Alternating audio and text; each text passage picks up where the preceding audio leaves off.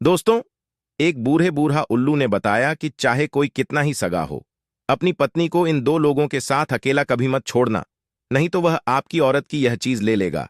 वह औरत वरना वापस नहीं मिलेगी। दोस्तों, आज की कहानी बड़ी ही रोचक और ज्ञानवर्धक है। चलिए जानते हैं उन दो बातों के बारे में जिन्हें हमें दूसरे के हाथ में नहीं देनी चाहिए, चाहे कोई कितना ही सगा कितना ही प्यारा क्यों ना हो।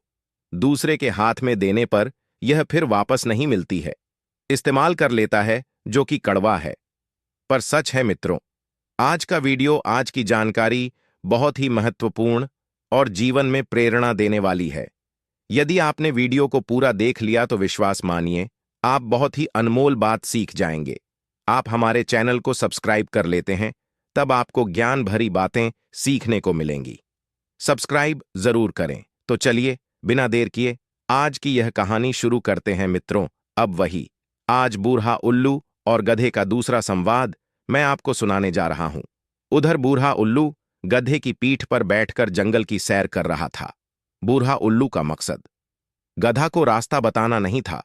बूढ़ा उल्लू का मकसद तो था गधे को मूर्ख बनाकर उस पर सवारी करना। वह गधा चलते चलते गांव के नजदीक पहुंच जाता है, लेकिन बूढ़ा उल्लू उसे वहां से वापस फिर जंगल की ओर बुला लाता है। बेचारा भोला भाला गधा बूढ़ा उल्लू के शातिर दिमाग का शिकार बनता चला जा रहा था। बूढ़ा उल्लू बोला, देख भाई गधे, अभी सफर कुछ लंबा है, नगर तक पहुंचने में देर लगेगी। तब तक मैं तुझे एक कहानी सुनाता हूं, तू ध्यान देकर सुनना। तू जानता है कि वह कौन सी चीजें हैं जो दूसरे के हाथ में नहीं देनी चाहिए, चाहे कोई कितना ही सगा क्यों ना हो। गधे ने कहा, हाँ गुरुदेव, मुझे ये बात जरूर बताइए। अक्सर लोग मुझे भोला भाला समझकर मेरा फायदा उठाते हैं और मुझसे वह चीजें मांग ले जाते हैं। यदि आप मुझे पहले से बता दोगे तो मैं भी सतर्क हो जाऊंगा और कभी भी इन तीन चीज को दूसरे के हाथ में नहीं दूंगा। तब बूढ़ा उल्लू कहता है, ध्यान से सुनो, मैं तुम्हें एक कहानी सुनाता हूं और बताता हूं कि कौन सी वह तीन चीजें हैं जिन्हें दूसरे के हाथ में नहीं देनी चाहिए, वरना वापस नहीं मिलेंगी। तो सुनिए। एक समय की बात है, किसी शहर में एक अभिजीत नाम का राजा रहता था। उस राजा अभिजीत की कोई संतान नहीं थी। रानी सत्यवती के गर्भ से कोई संतान पैदा नहीं हुई थी। राजा अभिजीत बहुत दुखी रहता था। राजा अभिजीत जब भी अपने नगर में बाहर निकलकर जाता तो कुछ लोग उससे कहते थे कि यह राजा अभिजीत तो निर्विषय है और इसकी रानी सत्यवती बांझ है। यह राजा अभिजीत तो जरूर पूर्व जन्म का महापापी होगा। सुबह सुबह इसका मुंह देखने पर देखने वाले को शाम तक भोजन नसीब नहीं होता है और ना उसका कोई काम बन पाता है। उसके बने बनाए काम बिगड़ जाते हैं। अब मित्रों, अपनी प्रजा के लोगों की ऐसी बातें सुनकर राजा अभिजीत बड़ा दुखी होता है। राजा अभिजीत यह अच्छी तरह जानता था कि प्रजा के लोग कुछ ना कुछ कमी तो हर किसी में निकालते हैं और जब तक पुत्र या पुत्री नहीं होगी तब तक मुझे भी इनके ताज सुनने को मिलेंगे। इन्हीं सब बातों से राजा अभिजीत और रानी सत्यवती बहुत उदास रहने लगे। एक दिन राजा अभिजीत अपनी रानी सत्यवती के साथ अपने महल में टहल रहे थे और मन में यही सब बातें चल रही थीं कि परमात्मा क्या है, मेरी किस्मत जब राज्य दिया तो राज्य चलाने वाला भी तो होना चाहिए था। आज हमारी यह दशा है कि हम जिधर भी जाते हैं उधर ही लोग हमें निर्वय कहकर ताना मारते हैं। लोगों की बातें सुनते सुनते मेरा हृदय छलनी हो गया है। मित्रों, अपने पति के चेहरे पर अत्यंत उदासी का भाव देखकर रानी सत्यवती समझ जाती है कि जरूर मेरे पति किसी बड़े दुख में डूबे हुए हैं। रानी सत्यवती एकदम हाथ जोड़कर पूछने लगी, महाराज क्या बात है? रोज तो आप खुश नजर आते हैं, लेकिन आज किसी गहरी चिंता में डूबे हुए मालूम पड़ रहे हैं। तब राजा अभिजीत ने कहा, रानी सत्यवती, तुम मुझे मेरे हाल पर छोड़ दो। मैं क्यों उदास हूं, किस चिंता में हूं, इसकी तुम्हें चिंता करने की कोई जरूरत नहीं। तो रानी सत्यवती कहती है, महाराज ऐसा आप क्यों कह रहे हैं? मैं आपकी पत्नी हूं। तुम्हारे ऊपर कोई मुसीबत आ जाए, कोई दुख तकलीफ हो जाए, उसके बारे में जानना मेरा पूछना पूरा अधिकार है। उस दुख में शामिल होना मेरा धर्म है। मैं अपना धर्म निभा रही हूं महाराज। आपका दुख, आपकी चिंता मेरा दुख, मेरी चिंता है। अपनी प्रिय रानी सत्यवती की ऐसी बातें सुनकर राजा अभिजीत साहब कहते हैं, महारानी सत्यवती, यदि तुम मेरी चिंता का कारण जानना चाहती हो तो उसका कारण है हम दोनों का निसंतान होना। जब भी मैं नगर में निकलकर जाता हूं तो लोग मुझे देखकर मुंह छुपाते हैं। हमें निर्व कहते हैं, तुम्हें बांझ कहते हैं। दुनिया की बातें अब हमसे सुनी नहीं जाती। मैं भगवान से पूछना चाहता हूं कि भगवान, मैंने किस जन्म में कौन से पाप किए जो आज हमें इस जन्म में चुकाने पड़ रहे हैं। हमें संतान का सुख देखने को नहीं मिल रहा है। एक बार हमारे घर में संतान पैदा हो जाती, भले ही चाहे वह जन्म लेने के बाद मर जाती।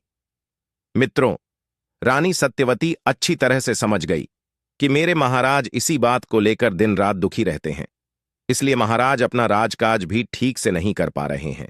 मुझे महाराज की यह चिंता दूर करनी होगी।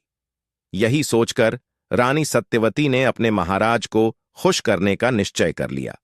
उसने सोचा कि हकीकत में ना सही, पर कम से कम मैं झूठ बोलकर ही महाराज को खुश कर दूं। मित्रों, राजा अभिजीत की बड़ी रानी सत्यवती कुछ दिनों के बाद राजा अभिजीत को यह झूठी खबर देती है कि महाराज, मेरे गर्भ ठहर गया है।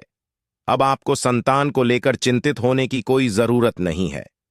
अब बहुत जल्द ही हमारे महल में एक नन्हा सा बालक खेलेगा। अतिशीघ्र हमारे आंगन में घुटनों के बल चलकर एक छोटा सा बच्चा हमारी गोद में आएगा। अब कोई भी आपको निर्वय और मुझे बांझ नहीं कहेगा। जल्द ही हमारे राज्य के लिए एक उत्तराधिकारी मिलने वाला है। दर्शक बंधुओं, रानी सत्यवती की यह बात राजा अभिजीत के मृतक शरीर में प्राण डालने जैसी थी। राजा अभिजीत एकदम चौंक हुए कहने लगा, रानी सत्यवती, यह तुम क्या कह रही हो? कहीं तुम झूठ तो नहीं बोल रही? रानी सत्यवती ने कहा, नहीं महाराज, यह सच है कि मेरे गर्व है। भला इस बारे में मैं आपसे झूठ क्यों कहूंगी? मेरा विश्वास कीजिए मित्रों। राजा अभिजीत को अपनी रानी सत्यवती की बात पर विश्वास हो जाता है और वह एकदम से खुश हो जाता है। उसके चेहरे पर खुशी की लहर दौड़ने लगती है। वह खुशी में जाकर दरबार में दान लुटाता है और यह घोषणा करता है कि उसकी रानी सत्यवती गर्भवती है। बहुत जल्द उसके घर में एक बच्चे की किलकारी गूंजने वाली है। राजा अभिजीत के पूरे नगर में यह खबर फैल गई कि राजा अभिजीत की बड़ी रानी सत्यवती गर्भवती है और जल्द ही किसी बच्चे को जन्म देने वाली है। दर्शक बंधुओं, इधर क्या होता है? धीरे धीरे समय बीतता चला गया और इधर जैसे जैसे समय बीतता गया वैसे वैसे रानी सत्यवती की चिंताएं बढ़ती गईं। वह अपने पेट से कपड़े बांध कर रहती थी।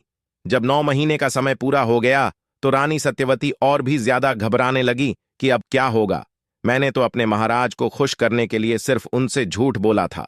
अब मैं उन्हें बच्चा कहां से दिखाऊंगी? अगर आज मैंने उन्हें सच बता दिया तो महाराज मेरा यह झूठ बर्दाश्त नहीं कर पाएंगे। वे मुझे मार भी सकते हैं और स्वयं भी अपने आप को नुकसान पहुंचा सकते हैं। रानी सत्यवती ऐसी बात को सोच सोचकर बेचैन हुई जा रही थी कि अब मैं क्या करूंगी। रानी सत्यवती यह सोच सोच करके बहुत दुखी थी और भगवान से प्रार्थना कर रही थी कि हे प्रभु, हमारी और हमारे महाराज की रक्षा करना। हमें कोई ऐसी युक्ति सुझाव देना जिससे हमारी लाज बच जाए और महाराज के प्राण भी, क्योंकि आप तो जानते ही हो भगवान, मैंने यह सब महाराज को प्रसन्न करने के लिए कोरा झूठ बोला है। मित्रों, रानी सत्यवती की एक बहुत ही प्रिय दासी थी। रानी सत्यवती ने उस दासी से कहा, बहन, अगर तुम मेरा साथ दो तो मैं महाराज को कुछ दिन तक झूठ बोलकर बहलाकर और खुश रखने का प्रयास करूंगी। मित्रों, यह बात दासी पहले से जानती थी कि रानी सत्यवती की कोख में कोई बच्चा नहीं है। दासी के दोनों हाथ अपने हाथों में पकड़कर रानी सत्यवती उसे मनाने लगी, कहने लगी, मेरी प्यारी बहन, यदि तुम मेरा साथ दोगी तो मैं महाराज की खुशी जिंदा रखूंगी। मित्रों, दासी रानी सत्यवती के काम को करने में सहमत हो जाती है और कहती हैं, रानी सत्यवती जी, आप जैसा बताओगी मैं वैसा करने को तैयार हूं। आपका यह गुप्त रहस्य सदैव गुप्त रहेगा। इसकी भनक किसी को भी नहीं लगेगी, चाहे मेरी जान क्यों ना चली जाए। पर मैं यह भेद राजा अभिजीत साहब को कभी नहीं बताऊंगी कि आपने राजा अभिजीत साहब से झूठ बोला है। अपनी दासी से सलाह मशवरा करने के बाद रानी सत्यवती ने राजा अभिजीत साहब को झूठी खबर भिजवाई। दासी ने जाकर राजा अभिजीत को यह खबर दी कि महाराज बधाई हो, बड़ी रानी सत्यवती ने एक बड़े ही सुंदर पुत्र को जन्म दिया है। हे मित्रों, पर वहां तो पुत्र का कोई नामो निशान तक नहीं था। केवल राजा अभिजीत को खुश करने के लिए यह सब किया जा रहा था। झूठ पर झूठ रानी सत्यवती परोसे जा रही थी। राजा अभिजीत ने सुना कि हमारी बड़ी रानी सत्यवती ने एक बेटे को जन्म दिया है तो खुशी के मारे फूला नहीं समाया राजा। अभिजीत ने अपने दरबार में यह घोषणा कर दी। पूरी खबर पूरे नगर में फैला दी। राजा अभिजीत की व्याकुलता अपने बच्चे को देखने के लिए बढ़ती जा रही थी। राजा अभिजीत एकदम सुपुत्र को देखने के लिए महलों की तरफ दौड़ पड़े। रानी सत्यवती भी यह जानती थी मित्रों की महाराज बच्चे को देखने जरूर आएंगे, इसलिए रानी सत्यवती ने पंडित को सीखा पढ़ाकर और उसे बहुत सारा धन देकर, कहलवान साहब आप अपने पुत्र के दर्शन नहीं कर सकते राजा? अभिजीत ने पूछा। ऐसा क्यों? हम अपने बच्चे के दर्शन क्यों नहीं कर सकते? तब पुरोहित कहता है, महाराज अगर आप इस समय अपने बच्चे के दर्शन करेंगे तो आपके लिए बहुत बड़ा दोष लग जाएगा, बच्चे के प्राण भी संकट में पड़ सकते हैं। इसलिए पुत्र को देखने की जिद ना करो। पुत्र आपका है और आपके महलों में रहेगा। आपको तो यही सबसे बड़ी खुशी होनी चाहिए। भगवान की कृपा से इतनी बड़ी खुशी मिली है तो कम से कम उसका आप धैर्य बनाकर रखिए। हे राजन, जब वह लड़का बड़ा हो जाएगा और जब लड़का शादी के लायक हो जाएगा, जब आप अपने पुत्र का विवाह करेंगे तब आप अपने पुत्र को देख सकते हैं। मित्रों, अपने कुल पुरोहित की बात सुनकर को पहले तो बहुत दुख हुआ, फिर सोचा चलो कोई बात नहीं, घर में संतान तो हो ही गई, लड़का तो हमारा ही है, कभी ना कभी तो देखने को मिल ही जाएगा। मुझे लोग अब ताने नहीं देंगे, कोई मुझे निर्व नहीं कहेगा। हमारा बेटा जब बड़ा हो जाएगा और जब हम उसकी शादी करेंगे तब हम उसे देख लेंगे।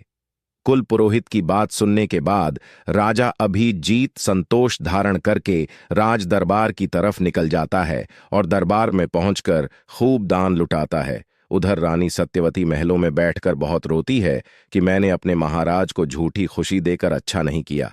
पुत्र की शादी तक तो मैं बची रहूंगी, उसके बाद क्या होगा? यही सब सोच सोचकर रानी सत्यवती का कलेजा बैठा जा रहा था। दासी ने कहा, रानी सत्यवती घबराइए नहीं, अब पुत्र के जवान होने तक तो तसल्ली रखिए, उसके बाद फिर कोई रास्ता भगवान जरूर निकाल लेंगे। मित्रों, इस प्रकार दासी ने रानी सत्यवती को समझा दिया। इधर समय गुजरता है, धीरे धीरे 20 साल बीत जाते हैं। इधर राजा अभिजीत को लग रहा था कि हमारा पुत्र अब तो जवा न हो गया। जन्म हुए 20 साल हो गए राजा। अभिजीत ने चारों तरफ इस बात का ऐलान कर दिया कि हमारा राजकुमार विवाह के योग्य हो गया है। राजा अभिजीत का यह फरमान सुनकर राजकुमार के रिश्ते आने लगे। कई राजा अभिजीत, महाराजा अभिजीतों के यहां से नाई पंडित आए और राजा अभिजीत से शादी करने के बारे में बात की। कहने लगे, महाराज आप अपने राजकुमार को दिखाइए, हम अपनी राजकुमारी का रिश्ता तुम्हारे राजकुमार के साथ तय करने आए हैं। जब राजकुमार की कई शादी वाले आए तो राजा अभिजीत तत्काल अपनी रानी सत्यवती के कक्ष में पहुंच जाता है और बोला, फिर यह हमारे पुत्र के विवाह वाले आए हैं। तुम्हारी आज्ञा हो तो मैं बेटे की शादी के लिए हां कर दूं। बेटे का विवाह तो एक ना एक दिन करना है और मुझे भी बहुत इस बात की उत्सुकता है कि जल्दी से जल्दी मेरे बेटे का विवाह हो जाए तो मुझे उसके मुख का दर्शन देखने को मिल जाएगा।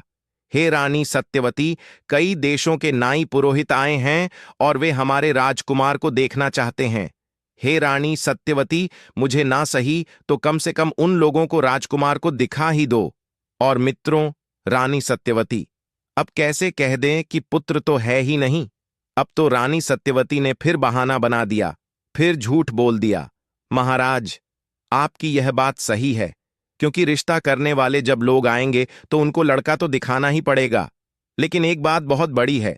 राजा अभिजीत कहने लगे, वह कौन सी? तब रानी सत्यवती ने कहा, महाराज क्षमा करना, हमारे कुल पुरोहित का कहना है। मैंने कुल पुरोहित से पूछा था तो उन्होंने बताया कि लड़का अगर यहां दिखा दिया तो बहुत बड़ी हानि हो जाएगी। हो सकता है लड़के की मृत्यु हो जाए। जिसको विवाह करना है वह इस शर्त पर करके जाए कि लड़का जब दूल्हा बनकर ससुराल जाएगा तो वहीं देखने को मिल जाएगा। जिसको बिना देखे रिश्ता तय करना है वह कर जाए, अन्यथा वापस चला जाए।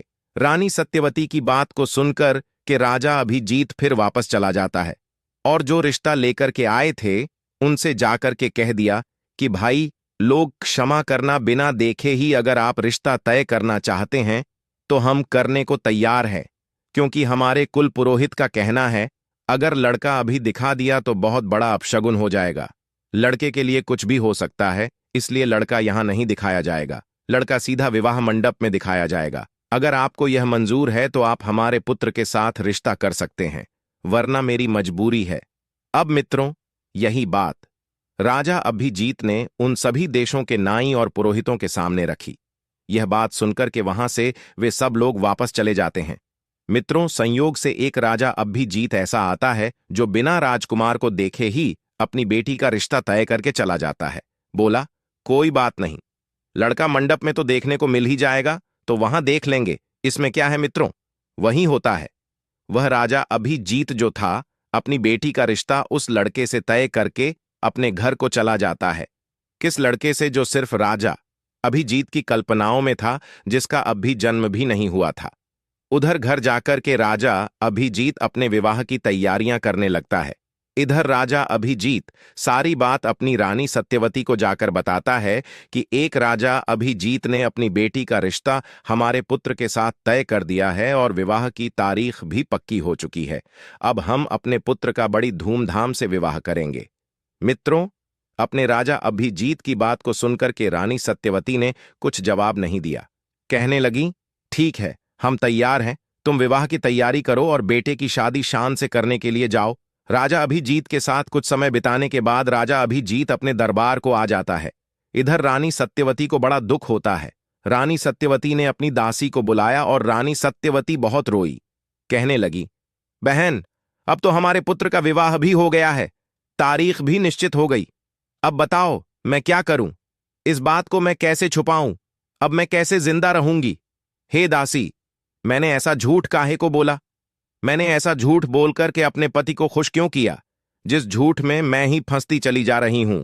मित्रों, दासी उस रानी सत्यवती के लिए धैर्य बंधा है और कहती है, रानी सत्यवती, जब आपने झूठ बोला है तो भगवान से प्रार्थना करो कि आपका झूठ पकड़ा ना जाए।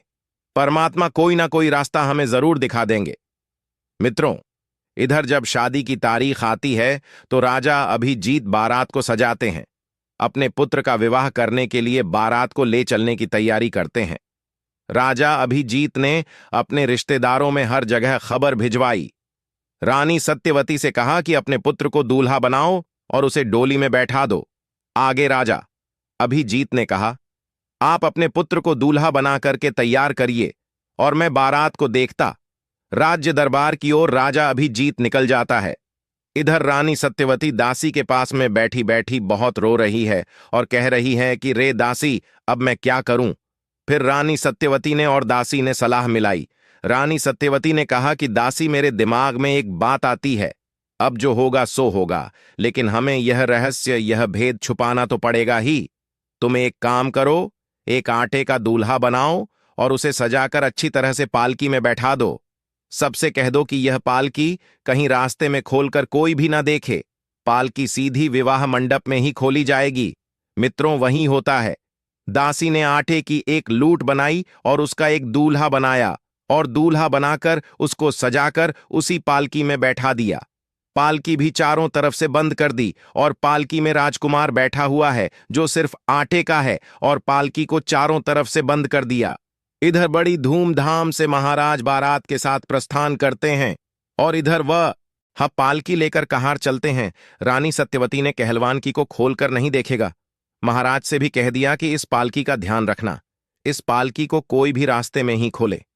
अगर किसी ने इसे खोलकर देख लिया तो महाराज आपके पुत्र की मृत्यु भी हो सकती है। यह कुल पुरोहित का कहना है, जवाब दिया। ठीक है। राजा अभिजीत इस बात के लिए मित्रों तैयार हो जाता है और सबको सूचित कर देता है कि हमारी पालकी को रास्ते में कोई खोलकर नहीं देखेगा। चार कहार उस पालकी को उठाते हैं और बारात के साथ उसे लेकर चलने लगते हैं। चलते चलते जब बारात एक जंगल से होकर गुजरती है, काफी लंबा सफर चलकर आई थी, इसलिए सभी सेना बाराती थक चुके थे, तो उन्होंने सोचा कि चलो थोड़ी देर वृक्ष के पास विश्राम कर लेते हैं। राजा अभिजीत ने बारातियों को आदेश दिया कि पालकी को यहीं रख दो और विश्राम करने के बाद में थोड़ी देर के बाद फिर यहां से आगे को बढ़ेंगे। मित्रों, वही होता है। कहारों ने एक वृक्ष के पास में उस पालकी को रख दिया। इधर क्या होता है, जहां कहार ने एक अलग वृक्ष के पास में पालकी रखी हुई थी, उसी पेड़ के पास में एक बिल था। इच्छाधारी नाग नागिन का जोड़ा रहता था। नागिन ने जब पालकी की ओर देखा तो अपने पति नाग से कहने लगी, अरे यह कैसी? इसमें तो दूल्हा ही नहीं है। देखो ना, इसमें तो आटे का दूल्हा बनाकर बैठा दिया है मित्रों। यह बात सुनकर के नागिन ने अपने पति नाग से कहा कि पिया जी, इस संसार में बहुत बड़ा अंधेर है। नाग बोला, कैसा अंधेर है? तब वह नागिन कहती है, पिया जी, इस पालकी में दूल्हा नहीं है और बिन दूल्हे की कैसी बारात, और यह बारात तो ऐसी है जो बिना दूल्हे के ही जा रही है, और जब यह बारात बिना दूल्हे के वहां पहुंचेगी तो सोचो इनका क्या हाल होगा। इतना बड़ा अंधेर तो मैंने आज तक नहीं देखा जो बिन दूल्हे के जा रही हो। इस पालकी में दूल्हा तो है ही नहीं, केवल आटे का बना हुआ दूल्हा रखा है। नाग कहने लगा, प्रिय, हमें विश्वास नहीं होता, शायद हो सकता है तुम झूठ बोल रही हो। हमें दिखाओ तो ठीक कि बिन दूल्हे की कैसी बारात है। नागिन ने कहा, अगर ऐसी बात है तो चलिए, जहां लोग बैठे हैं वहां जाकर आप खुद ही देख लीजिए। जो पालकी रखी है उसमें एक आटे का बना हुआ दूल्हा बैठा है, और किसी भी बारात वाले को यह पता नहीं है कि इस पालकी में आटे का दूल्हा है। सब लोग उसे राजकुमार समझ रहे हैं। मित्रों, नागिन अपने पति नाग को लेकर के पत्तों में छिपकर उसी पालकी के निकट पहुंच जाती और उसके अंदर घुस जाती है। तो वहां उसने देखा कि आटे का एक बहुत बड़ा पिंड रखा हुआ था। दोनों ने चुपचाप देखा और फिर अपने बिल के पास वापस आ गए। यह देखकर नाग बड़ा आश्चर्य में पड़ गया। फिर नाग ने अपनी पत्नी नागिन से कहा, हे नागिन, मैं तुमसे कुछ कहना चाहता हूं। नागिन कहने लगी, हां, आप आज ही कहिए, क्या कहना चाहते हो? तब नाग बोला, अगर आपकी आज्ञा हो तो मैं इस राजा अभिजीत के विवाह मंडप तक इसकी शोभा बढ़ा नागिन कहने लगी, क्या कहना चाहते हो? मैं कुछ समझी नहीं। तब नाग बोला, हे प्रिय, मैं यह कहना चाहता हूं कि अगर तुम्हारी इच्छा हो तो मैं इस आटे के दूल्हे में जाकर के बैठ जाऊं, अपना रूप बदलकर, और इस राजा अभिजीत का लड़का बनकर के, दूल्हा बनकर के मैं इसकी इज्जत बचा लूं। अब आप ही बताइए, अगर यह बिना दूल्हे के बारात लेकर वहां जाएगा और वहां जब यह पालकी खोली जाएगी, जब इसमें से दूल्हा नहीं निकलेगा, तो राजा अभिजीत की कितनी बड़ी बदनामी होगी। और जहां यह राजा अभिजीत अपने पुत्र का विवाह करने के लिए जा रहा है, उस राजा अभिजीत की भी बड़ी बदनामी होगी। अगर आपकी आज्ञा हो तो मैं इस राजा अभिजीत का लड़का बनकर इसके विवाह मंडप तक इसकी शोभा बढ़ा दूं। अपने पति की बात सुनकर नागिन कहने लगी, महाराज, मुझे आप पर भरोसा है, पूरा विश्वास है, लेकिन मुझे डर भी है, क्योंकि आप दूल्हे का भेष बना कर के उस राजा अभिजीत की बेटी से जब विवाह करेंगे तो आप उसके प्रेम के जाल में फंस जाएंगे और हमको भूल जाएंगे। नाग कहने लगा, प्रिय, आप हम पर विश्वास करिए, आप हमारी पत्नी है, हम नागवंशी हैं, हमें क्या उससे मतलब है। केवल हमें इस राजा अभिजीत की इज्जत बचानी है। बस इसीलिए मैं थोड़ा जोर डालकर तुमसे कह रहा हूं। अगर मैं नहीं गया तो दोनों राजा अभिजीतों के यहां कुछ भी हो सकता है, कुछ भी घटना घटित हो सकती है। इसीलिए मैं आपसे कह रहा हूं, आप हमारी बात पर विश्वास करें। कल मैं जब आऊंगा तो जब बारात यहां इसी स्थान पर आएगी तो मैं तुम्हारे पास लौट आऊंगा। अपने पति की बात को सुनकर के नागिन ने कहा, महाराज, अगर ऐसी बात है तो आप चले जाएं, मैं तुम्हें नहीं रोकूंगी। लेकिन महाराज, मुझे डर लग रहा है, कहीं आप उसके प्रेम जाल में फंस ना जाना। आप हमें मत भूल जाना। नाग कहता है, प्रिय, आप हम पर विश्वास रखिए और हमें खुशी खुशी जाने की आज्ञा दीजिए। मित्रों, अब तो नागिन अपने पति को आज्ञा देती है। वह नाग उस पालकी में जाकर घुस जाता है और आटे के पिंड में समाहित होकर रूप बदलकर बैठ जाता है। अब वह बहुत सुंदर राजकुमार बन चुका था, बहुत सुंदर दूल्हा बन जाता है। इधर कुछ देर के बाद बारात जब आगे को चलती है, कहार पालकी को उठाकर चलते हैं, तो सीधे दूसरे राजा अभिजीत के यहां पहुंच जाते हैं। जब दूसरे राजा अभिजीत के यहां मंडप में पहुंच गए तो उस राजा अभिजीत ने बारात की सुंदर ढंग से अगवानी की, सभी बारातियों की खातिर खुशामद की। जब विवाह करने का समय आया तो कहां राजा अभिजीत साहब, तुम्हारा लड़का कहां है? तुम्हारा दूल्हा कहां है? उसको पालकी से नीचे उतारो। आपने कहा था कि लड़के की पालकी उसी विवाह मंडप में खुलेगी, तो पालकी भी तैयार है, और अब आप अपने बेटे को निकालो ताकि विवाह की रस्में पूरी की जा सके। मित्रों, इधर जब पालकी को खुलवाया जाता है तो उसमें से बड़ा ही सुंदर लड़का निकलता है। इतना सुंदर लड़का था कि राजा अभिजीत की आंखें फटी की फटी रह गईं। राजा अभिजीत बहुत प्रसन्न हुआ। राजा अभिजीत सोचने लगा, इसका मतलब कि हमारी रानी सत्यवती हमारे पुत्र को इसीलिए दिखाना नहीं चाह रही थी कि हमारा पुत्र एकदम चंद्रमा के समान सुंदर है। राजा अभिजीत अपने पुत्र को देखकर गदगद हो जाता है। मित्रों, उधर उस लड़की के पिता ने भी जब उस दूल्हे को देखा तो वह भी बड़ा खुश होता है। उसके बाद में विवाह की रस्में पूरी होती है। उस नाग का विवाह उस राजा अभिजीत की बेटी के साथ हो जाता है।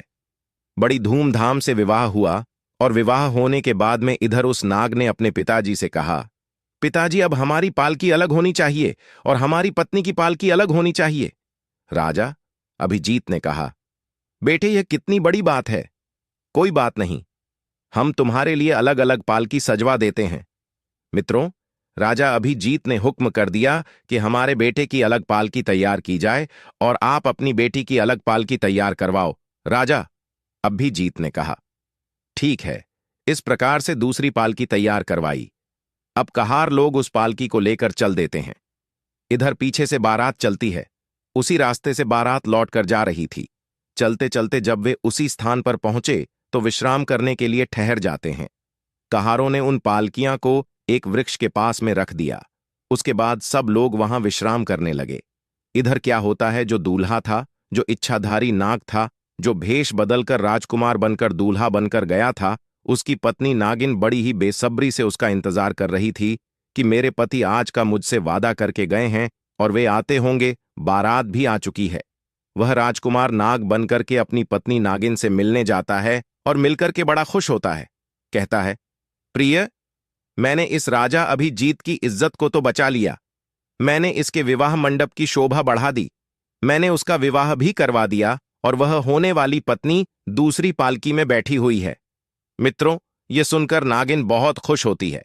नागिन ने कहा, ठीक है महाराज, आपने बहुत अच्छा काम किया है, लेकिन अब आप कहीं नहीं जाएंगे, अब आप यहीं पर रहेंगे मेरे पास। नाग ने कहा, प्रिय, जरा विचार करो, थोड़ी सी आज्ञा हम तुमसे और चाहते हैं। नागिन बोली, कौन सी आज्ञा? जवाब दिया मैंने। इस राजा अभिजीत की इज्जत को तो बचा लिया है। अब यह नई नई दुल्हन आई है और जब यह अपने ससुराल जाएगी, अब जब इसको वहां पर पहुंचकर इसका पति नहीं मिलेगा तो फिर इसका क्या हाल होगा? मैं इस बात को सोच सोच कर बड़ा दुखी हो रहा हूं। इसीलिए मैं आपसे कहना चाहता हूं और मेरी कहने की हिम्मत भी नहीं पड़ रही है कि मैं तुमसे कैसे कहूं। तब नागिन ने कहा, इससे हमें कोई मतलब नहीं, कुछ भी हो, लेकिन आपने इसके बारात की शोभा बढ़ा दी। अब आप हमको छोड़ करके यहां से नहीं जाओगे। नाग ने फिर कहा, प्रिय, देखो, आप परेशान ना हो, जरा विचार करो। अगर यह लड़की वहां जाकर के अपने पति को नहीं देखेगी तो फिर इस बेचारी का क्या हाल होगा? ये तो रो रो के मर जाएगी। मैं तुमसे विनती करता हूं, ज्यादा नहीं तो सिर्फ 2 दिन के लिए आप मुझे जाने की आज्ञा दे दो। 2 दिन के बाद मैं आपके पास लौट आऊंगा।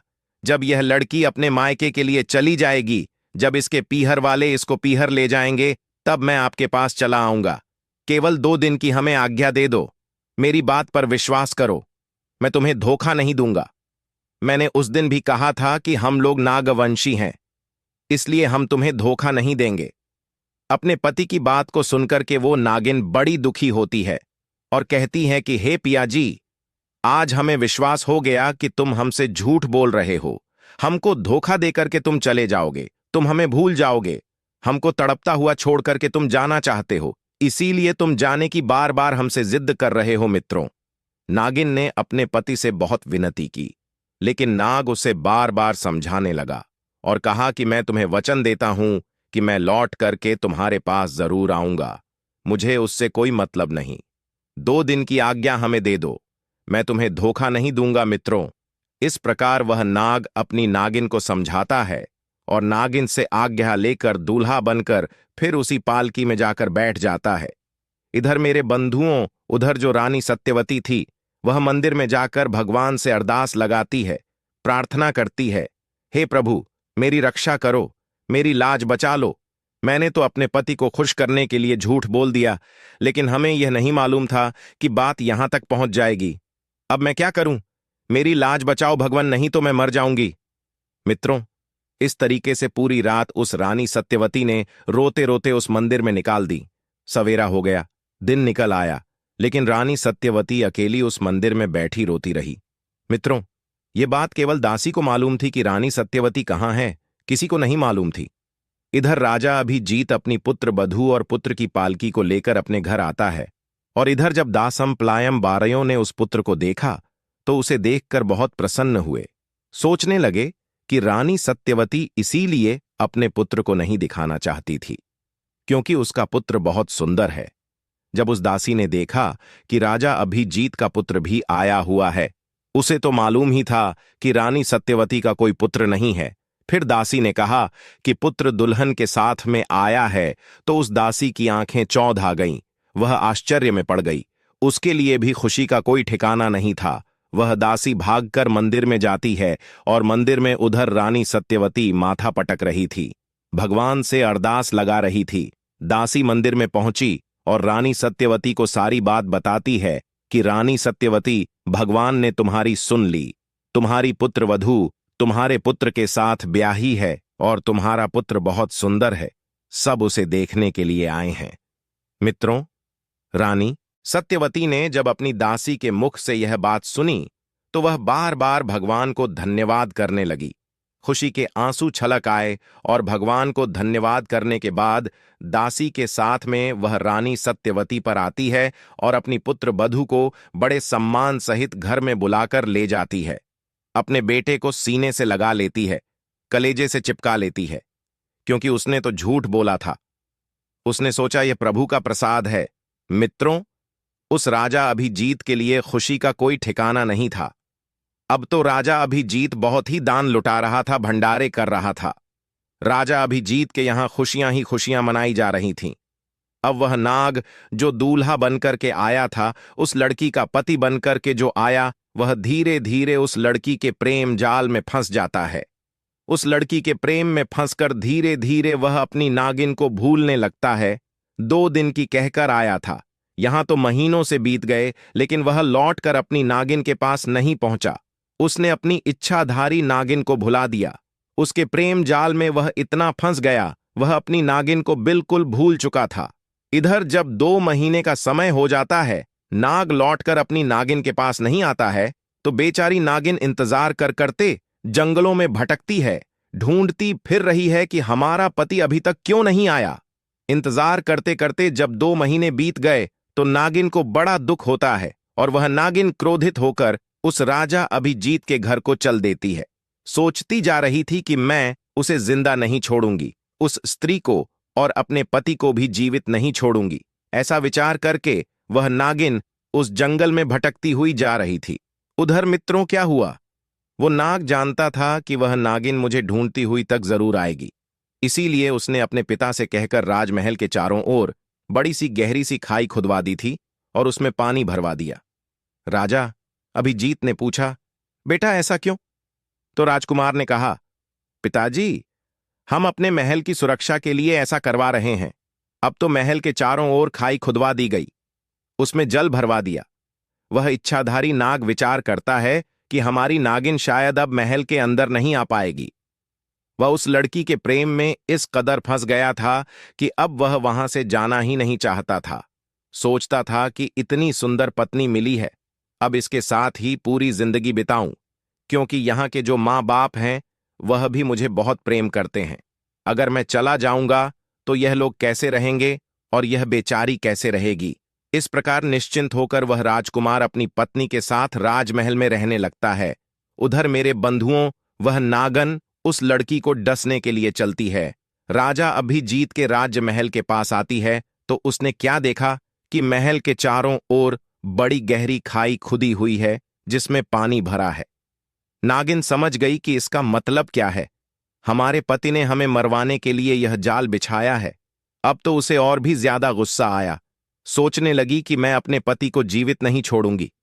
मित्रों, नागिन इधर उधर रास्ता ढूंढती है कि कोई रास्ता मिल जाए तो मैं महल के अंदर चली जाऊं, उस लड़की के पास में पहुंच जाऊं।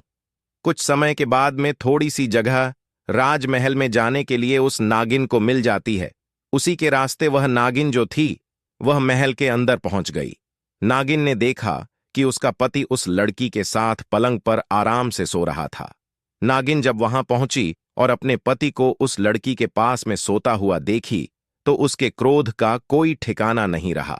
जो गुस्से में सोचने लगी, क्यों ना इन दोनों को ही मैं खा जाऊं। लेकिन फिर वह सोचती है, यह जोड़ी कितनी सुंदर है, मैं इस जोड़ी को कैसे खत्म करूं? अगर अपने पति को 10 हूं, पति को मारती हूं, तो इस लड़की का क्या हाल होगा? यह पति के बिना मर जाएगी। अगर मैं इस लड़की को 10 हूं और लड़की मर गई, तो हो सकता है इसके प्रेम जाल में फंसे होने के कारण मेरे पति भी आत्महत्या कर लें। किसी ने सच कहा है, मनुष्य को अपने जीवन में यह सावधानियां बनाकर रखनी चाहिए। चाहे कोई कितना भी सगा हो, यह 3 चीजें कभी उसके हाथ में नहीं देनी चाहिए। नंबर 1, स्त्री को अपना पति दूसरी स्त्री को नहीं देना चाहिए, और पुरुष को अपनी स्त्री दूसरे पुरुष को नहीं देनी चाहिए, वरना यह वापस नहीं मिलेंगे। अगर वापस मिल भी गई तो फिर पहले की तरह कभी नहीं हो पाएंगे। नंबर 2, धन, अपना कमाया हुआ धन कभी दूसरे के हाथ में नहीं देना चाहिए। दूसरे के हाथ में पहुंचा हुआ धन मिलने में बड़ी कठिनाई होती है और वह कभी समय पर काम नहीं आता। इसीलिए अपने धन की अपने ही पास व्यवस्था करें। नंबर 3, बिना पढ़ी पुस्तक की विद्या, यह भी समय पढ़ने पर कभी काम नहीं आती। यह 3 चीजें कभी मनुष्य को दूसरे के हाथ में नहीं देनी चाहिए। इस बात को गांठ में बांध लो। नागिन सोचने लगी, हाय, मैं कहीं की नहीं रही, मैं तो विधवा हो गई। मैंने जानबूझकर अपने पैर में कुल्हाड़ी मार दी। मैंने अपने हाथों से ही अपना पति दूसरे को दे दिया। भलाई का बदला मुझे कितना अच्छा मिला है। मैं अपने पति को खोकर पछता रही हूं। कहीं ऐसा ना हो कि दूसरी लड़की भी विधवा हो जाए, कहीं ऐसा ना हो कि हमारा पति मर जाए।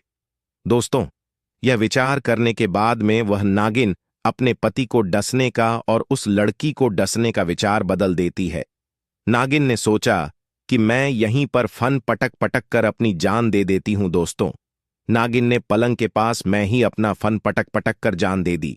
जब वह नागिन मर जाती है और इधर सवेरा होता है, तो सवेरा होते ही वह लड़की बिना कुछ ध्यान दिए चली जाती है, और इधर नाग जब उठता है और जैसे ही उठता है उसकी नजर उसी नागिन पर पहुंच जाती है जो पलंग के नीचे मरी हुई पड़ी थी।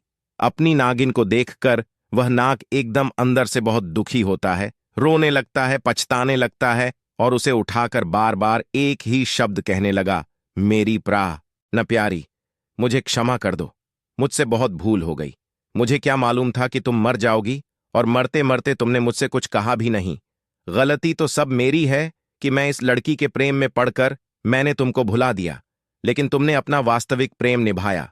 तुमने प्रेम में जान दे दी, लेकिन हम दोनों में से किसी को मारने की नहीं सोची। मित्रों, नागिन को गर्दन में डालकर वह लड़का, वह नाग पागलों की तरह इधर उधर घूमने लगता है। रोता हुआ वह इधर उधर भटक रहा था। उधर गधे की पीठ पर बैठा हुआ बूढ़ा उल्लू कहता है कि हे गधे, इस प्रकार से वह राजकुमार बना हुआ नाग पागलों की तरह हे प्यारी करता हुआ रोता घूम रहा था। बूढ़ा उल्लू बोला, हे गधे भाई, इसीलिए मनुष्य को यह 3 चीजें कभी दूसरे के हाथ में नहीं देनी चाहिए। गधा कहने लगा, गुरुदेव, आपकी कहानी वास्तव में बड़ी रोचक थी और आपकी कहानी से बहुत ज्ञान सीखने को मिला है। सफर भी बहुत अच्छा कटा है। अब यह बताइए कि नगर के नजदीक पहुंच पाए हैं? नहीं तो बूढ़ा उल्लू कहने लगा, गधे भाई, क्या बताएं, हम तो तुम्हें कहानी सुनाने में लगे रहे, इसलिए हमें कुछ ध्यान नहीं रहा। अब हम दूसरे रास्ते पर आ गए हैं। थोड़ा विश्राम कर लो, फिर आगे के लिए चलेंगे मित्रों। इस प्रकार से वो बूढ़ा उल्लू उस गधे को जंगल में गोल गोल घुमाए जा रहा था। गधे का और बूढ़ा उल्लू का सफर कहां तक चलता है, कहानियों के माध्यम से मैं आपको आगे पहुंचा आगा मिलते हैं। आपसे बूढ़ा उल्लू और गधे के संवाद में तीसरी कहानी में इंतजार कीजिए। आप सभी का बहुत